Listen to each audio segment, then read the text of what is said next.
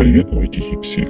Сегодня поговорим о тех, кто ночью не спит, потому что боится, что во сне снова придется жить. Бессонница – это не отсутствие сна, это слишком активная голова, которая не выключается даже когда тело уже сдалось. Днем ты нормальный, ночью философ, судья и обвиняемый в одном лице.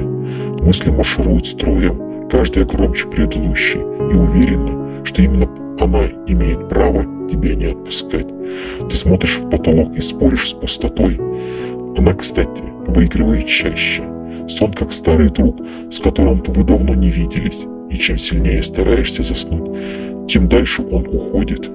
Бессонница – это форма вечного бодрствования, где устаешь не от мыслей, а от попыток от них убежать, а подушка всю ночь врет, что удобно.